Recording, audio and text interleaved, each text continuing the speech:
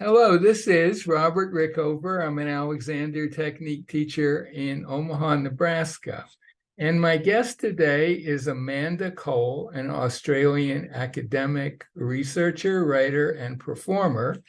And she is the author of this book that I'm now holding up for you to see, called Marjorie Barstow and the Alexander Technique, Critical Thinking in Performing Arts Pedagogy.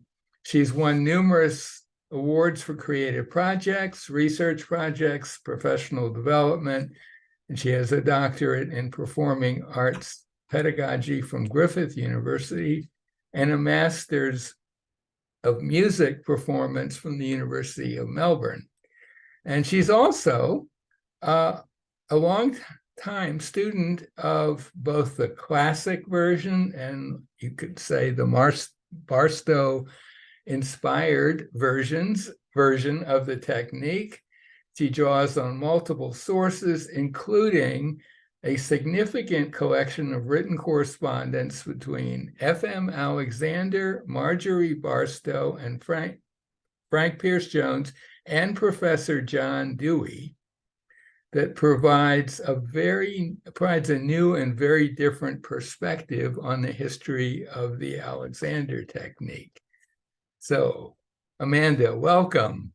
Thank you. We've had several conversations before, and today we're going to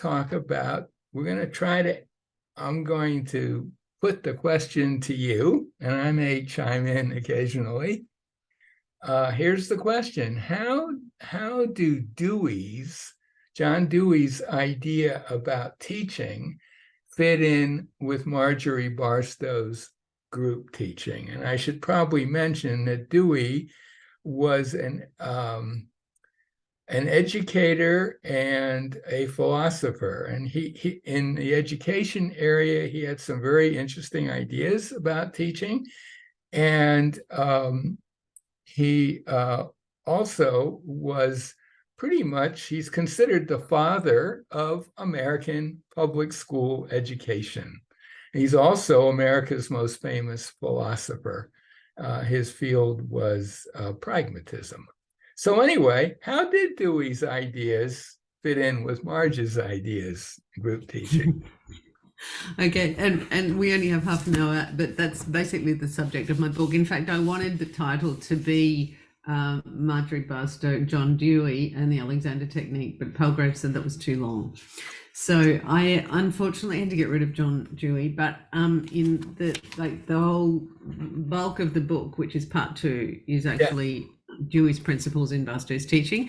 So just to give you the overview, I divided that chunk, that part into 4 main pieces and called them, I named them after aspects of ideas in Dewey's philosophy. So one was making ideas clear, one was reconstruction, and I'll go into what these mean. One is desire and application and art, and one is democracy in the social context. So those are kind of pillars. They're not the only pillars by any means, but they are really important pillars of Dewey's thinking and philosophy. And when I was doing my research and reading about Marge and starting off, the way I started my research, apart from actually having lessons with a Barstow teacher, with Kathy Madden, and getting fascinated in how her teaching was different from other Alexander teachers, the main thing that I did was to read the book of essays, the Festschrift that Barbara Conable edited. And I did was I read through everyone's essay and I collected ideas that kept on recurring. This was something that was created for her 90th birthday, and it had short accounts about people's experience with her work. I think there were about 15 or 20 possibly people. Maybe even more. Something like that. And people just discussed what it was like to study with Marge, and in some cases how it differed from how they had studied Alexander before. Yeah. So I use these essays to collect recurrent ideas. right. So things that kept on coming up in more than one essay, and that's how I ended up choosing the sections of what I wanted to use to analyze Marge's teaching. And at the same time, I was reading Dewey, which I got the idea from. I mean, obviously, everyone knows the quotes about Dewey from in the beginning of the use of the self and the CCC, but and the fact that Dewey was a great salesman for Alexander, Really was. but pragmatism. So this idea I got from Terry Fitzgerald's PhD, where he wrote about teacher training. So I'm very grateful to him as well. But these ideas, making ideas clear, is something that Dewey wanted to do in philosophy because he was impatient with philosophy that didn't define its terms and didn't really unpack what it was talking about, and it was not transparent, and it was difficult to understand. So that was one of his one of the key things that he did for philosophy was to make it about the problems of men, he called it, but meaning the problems of people in their everyday lives, and that's what he wanted to make philosophy about, rather than the ivory tower idea of philosophy. Mm-hmm. So I then connected Marge's teaching with that, and we can talk about that as well. The reconstruction chapter is because one of the things that Dewey wrote was a book called The Reconstruction of Philosophy. And that's where, again, it's connected again to making ideas clear, but he reconstructed it so that it was practical and, again, understandable and relevant to people. Mm-hmm. Then desire, application, and art. So Dewey just, again, this is the application thing of applying philosophy to everyday problems. And in that section as well, I mentioned his book, Art as Experience, which Marge did read. Mm-hmm. And I mean, she read several of his works, but that was the one that I got very excited when I found the letter, because I suspected that she had read Dewey, and I spoke to several people about what was in Marge's library. And they said she had a very big library, but I couldn't tell you whether Dewey was in that library. So it was a kind of eureka moment where when I found the letter that she wrote to Frank saying, "Oh yes, I read Art as Experience when it came out," and I think that was when she was in Boston, working with A.R. Alexander, and she said, "And I read Art as Experience, and I agreed with many things in it." That's my partner, and we're on an international interview at the moment. Hi, Tim. Okay. Robert, could we pause for a second, because I have to have a quick meeting downstairs with somebody. Sorry.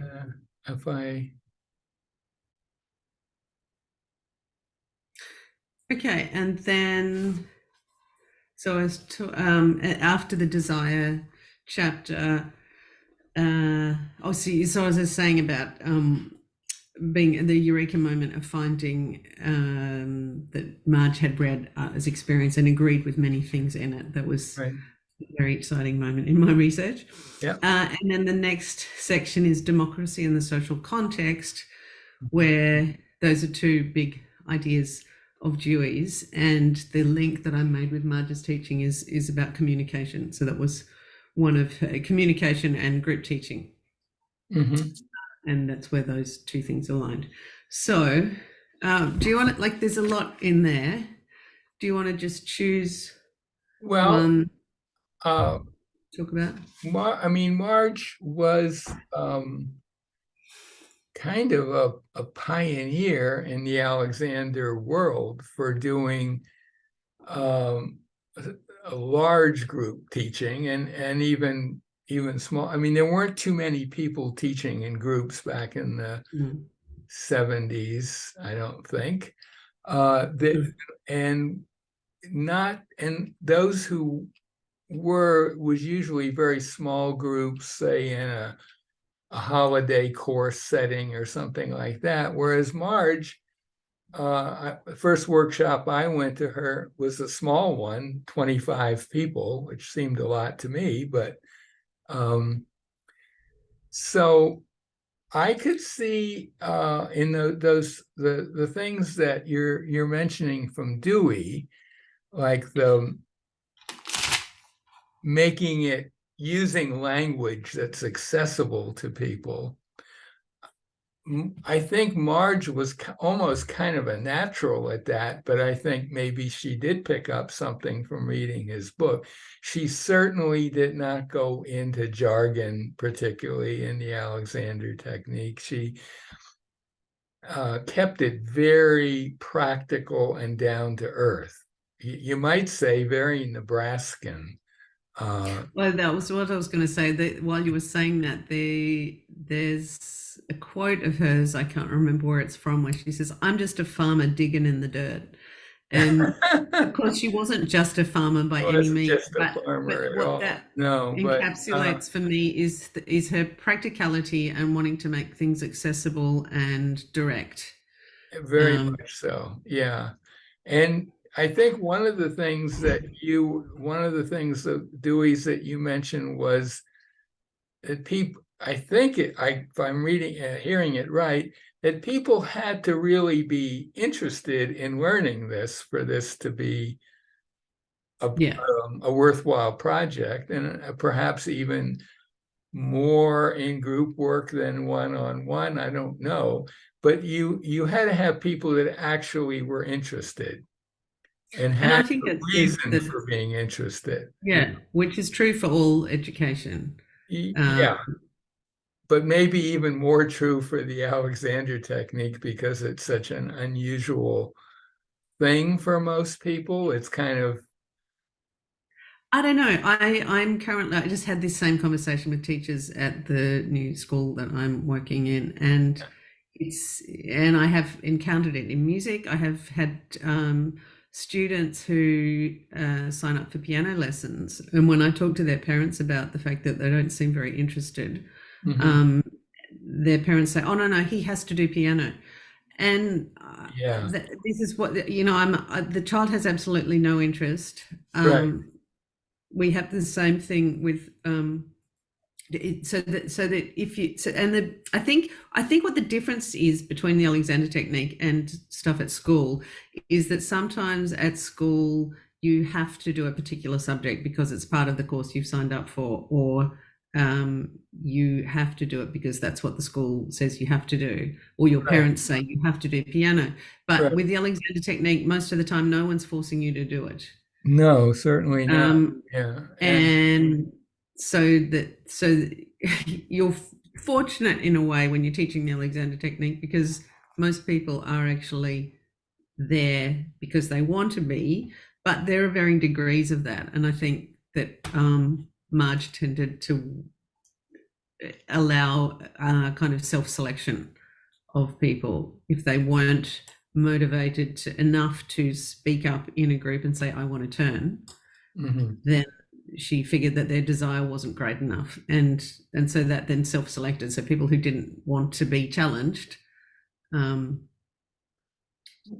didn't like her teaching necessarily. Right. Although she made it clear to people that if they just wanted to watch, that was okay. And for some people, I think they needed a little time watching other people before they were brave enough to get up in front of a group. And if they were, say, a singer singing, or, so, but yes, there would be some people would come and they wouldn't come again, and that was fine. But over time, more and more people started coming, and the groups got bigger and bigger until in the mid 80s, we're getting like sizes of 75, 100 people at one time in a room with Marge. And so that's a big challenge to speak up in a group that size, to say it is, but people did. Yeah. And I actually always was curious how she was going to handle this, because as the numbers kept growing, I thought there's going to come a point when it's just not going to be possible. And her solution to that problem was to kind of speed things up. Oh, hi, I think you're frozen. Oh, you're not frozen. You were still. She would speed things up, and she would go faster in getting ideas across. And maybe there were some people who couldn't quite keep up, but she was able to do a lot more in a short period of time than she had earlier. That was something I noticed with her teaching. Yeah, and I was just going back to the desire thing. I think there are different levels. I mean, like there are different levels of learning things. You know, do you ever have the experience where you learn something and you've already, you go, oh, I've just understood this. And then you think, hang on, I've actually learned this 20 times, but I've only just understood it on a new level or a new kind of perspective or way, or I don't know. And I suppose there would be people of all those different levels in a class that size with the varying degrees of desire, right, and varying degrees of resistance. Because Patrick McDonald tells that story about a student.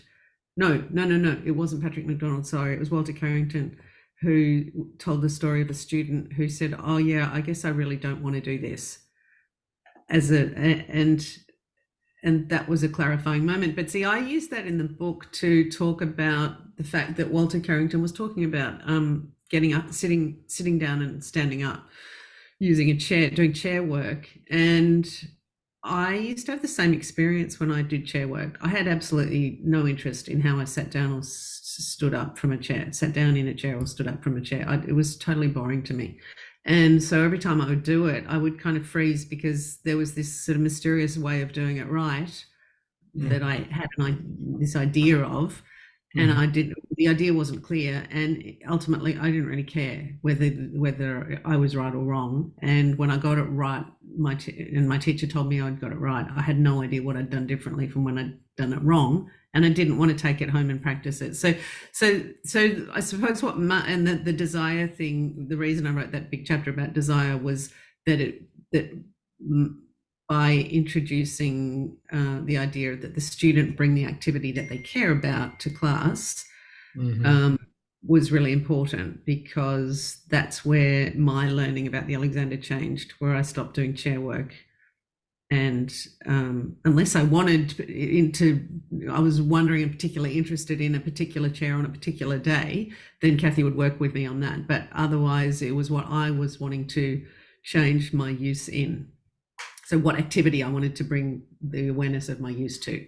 Well, I would say really fascinated. Your early experience with something like chair work, it sounds like the teacher didn't explain that this was just an example of an activity, that it wasn't, the Alexander technique is not about learning how to stand up and sit down properly.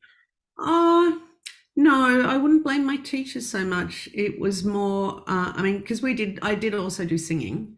It was just, look, it's so long ago now too. I don't want to talk so much about that. It's just that more about me. I don't want to talk about what the teacher said or didn't say, because my memory's hazy. Right. And I enjoyed my lessons, and I did learn stuff. It's just that when we came to do chair work, what I remember distinctly is the feeling of, why am I doing this? And I don't really care whether I do this particular way or that particular way, and I can't feel the difference, and I can't sense any difference in whether it's good or bad.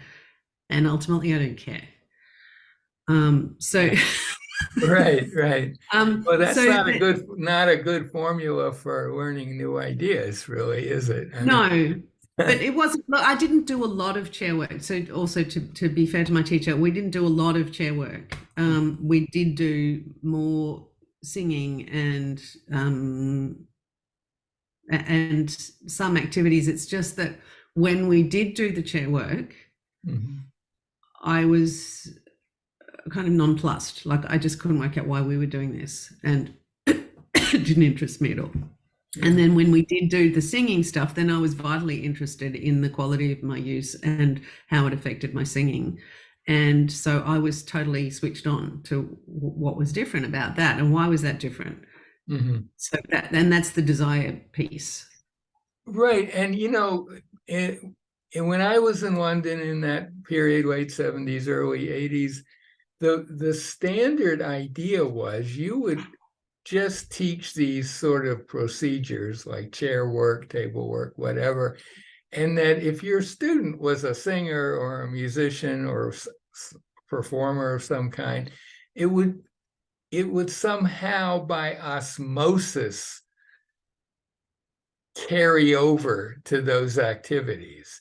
And I'm sure to a certain extent it did in many cases, but a lot of cases, no.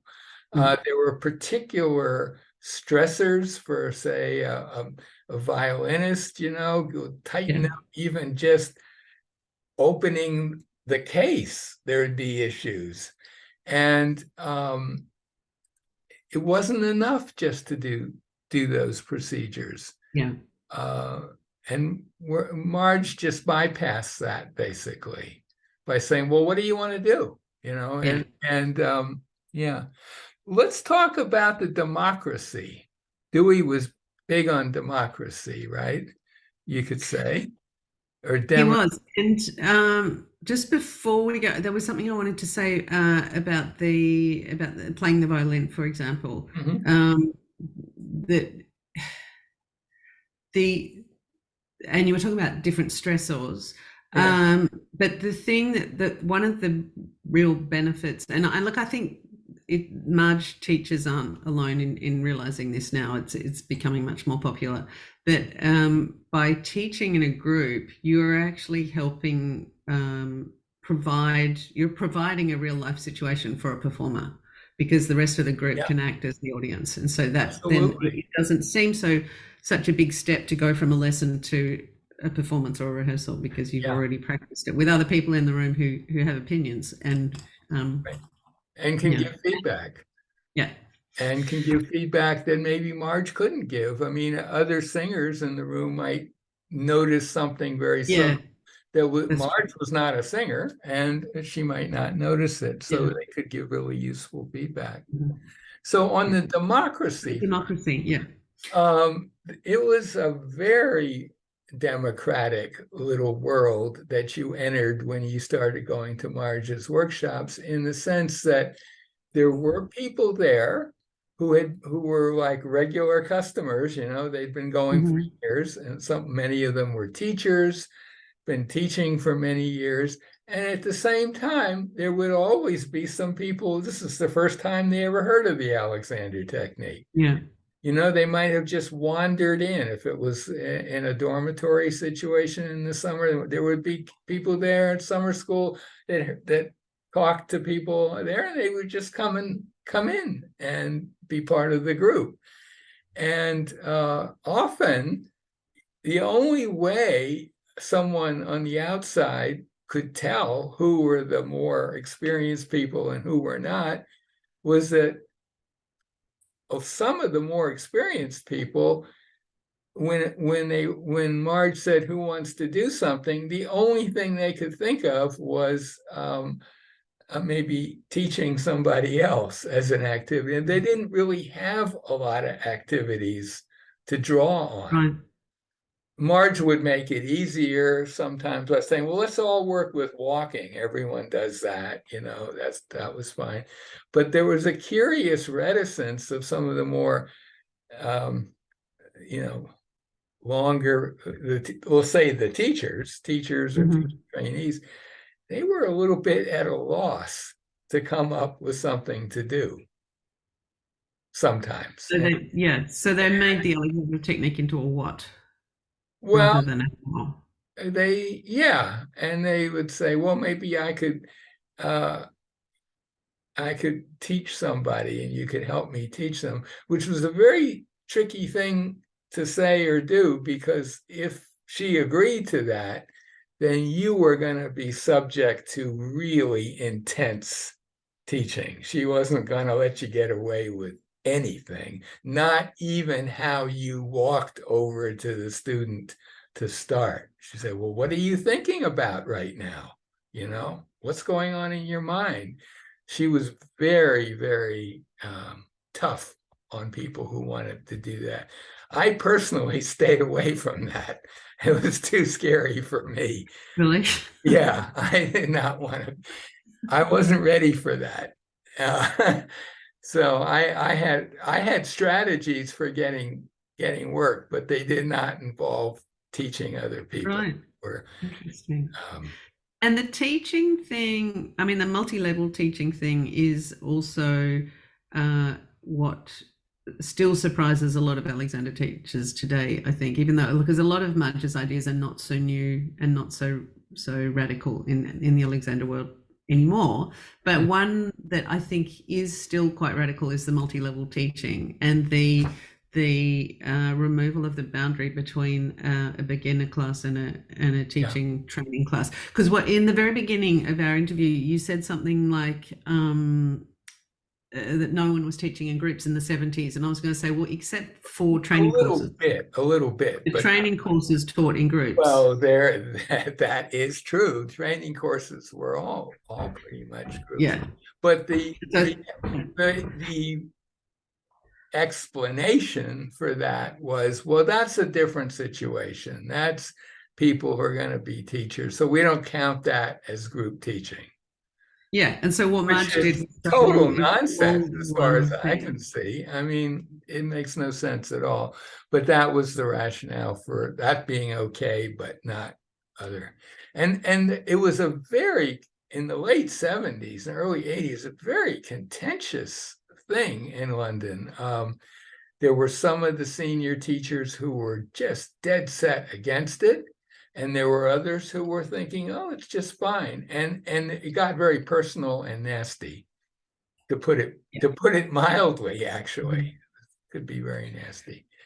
So I have a question for you. The democracy thing, one of the aspects of democracy that I wrote about was the fact that Marge actually invited conversation and actually was interested in the expertise of her students. Yeah. Which was also fairly radical at that time, and actually still is in my experience as a professional educator, and you could also call me professional student. I've basically been a student all my life, as well as a teacher and a performer. But I think that teachers traditionally have quite a hard time in acknowledging that their students might know things that they don't know. Yeah. And so my understanding of Marge was that she wasn't like that, and she was very open to all the stuff that other people could bring into the discussion in a lesson. She tended to be very interested in the things their students were interested. She wanted to know more about it. She would ask questions. She would, she was genuinely curious about things like that. The other thing is that when the classes were over and there was people were going to dinner or going to this and that, she wanted to be part of that too. If there was going to be a group going for dinner, she wanted to be there, or going to see a play or whatever. She was enjoyed those kind of activities and wanted to be part of it. Which is another reason I called that chapter Democracy and the Social Contract. So she, just to be clear as well, it wasn't that she handed over the authority for the class to the students. No. Like, she was in charge. I got that very clearly from what I've heard and read and what people have told me. She was in charge, but she was open and curious about what other people could offer. And then there was this really nice story Sarah Barker told me about when she would stay in Nebraska and go and Marge would take different students around with her on her just chores and things that she did with around the town, and to give Marge the social context, to get to the real social context. So there's a social context in the class that Marge created Mhm. which was different from a one-on-one lesson. Mhm. Mhm. And then there was also the wider social context where she would take students out and go out with them, as you said, go out to plays with them. And she would be watching people all the time, her students, herself, everyone, and was just fascinated in how people moved and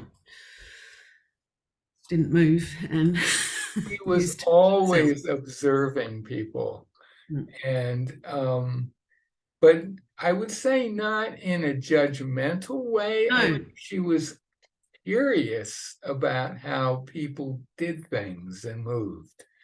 And kind. I mean, the way that Sarah Barker described it was that she would go around with Marge. Sarah would go around with Marge, and then after a little while, she would say, or a few days, I don't know what the time period was, but she would say, I've been watching you as you go about your business, and I'm wondering if you could think a little bit more about this. So not this, you're so terrible. Yeah. Not that kind of judgmental or criticism, but not judgmental. Kind. What's Kathy's two things that she talks about? Kindness and honesty.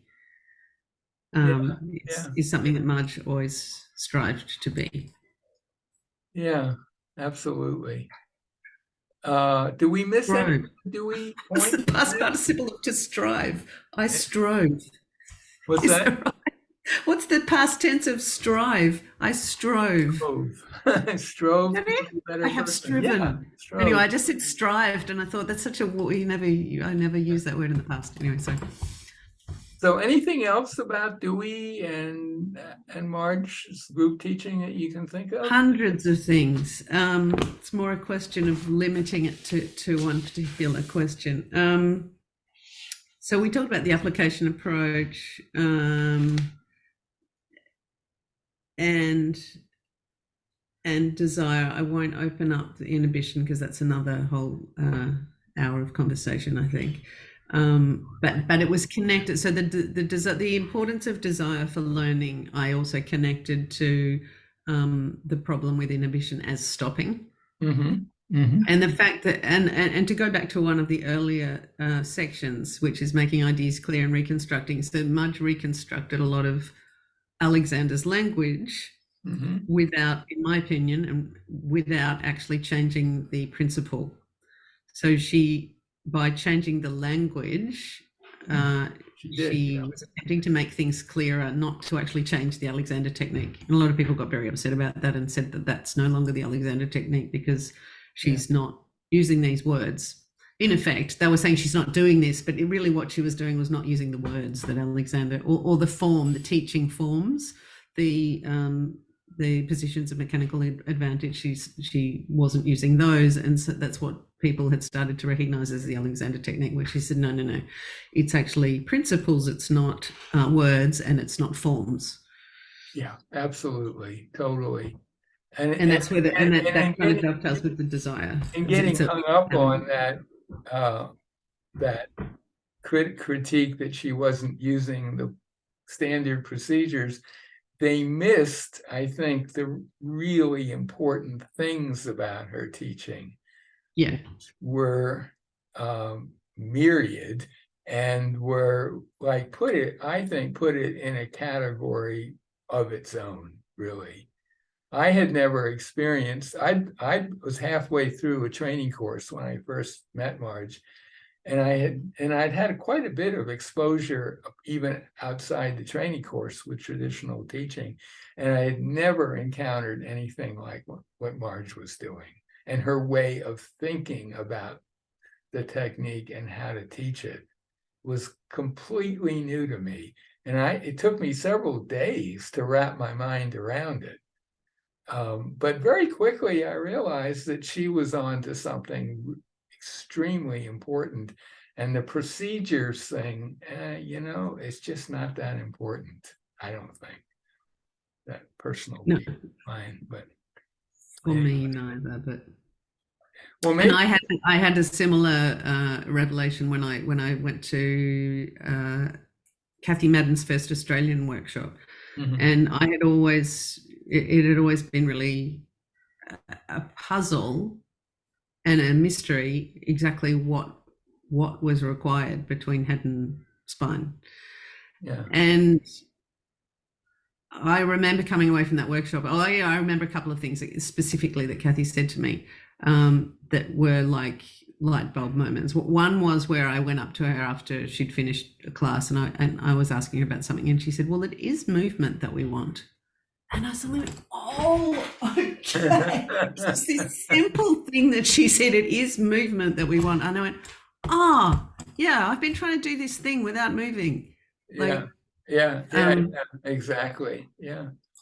And there was, that's a distinction that is still not always adhere. I mean, I think some teachers do almost think in terms of position, I mean, they would say they aren't, but it does seem like it kind of. Well, trying to get there without moving is what I think I was trying to do.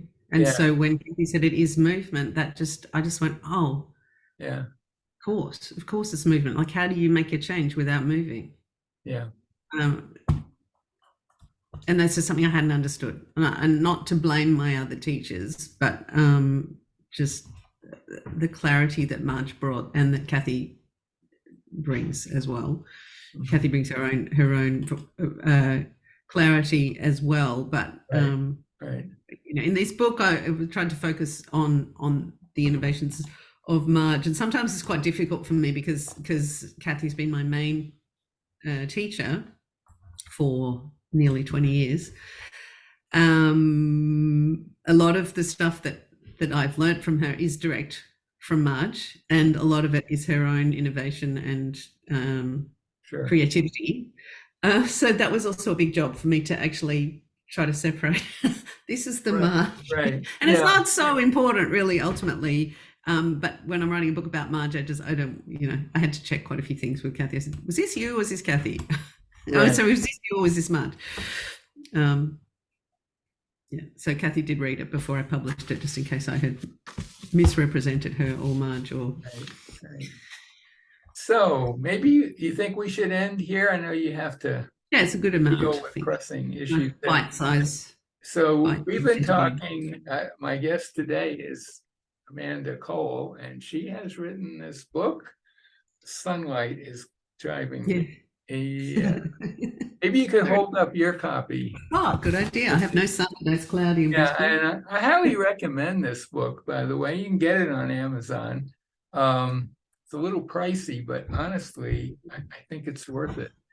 So not much.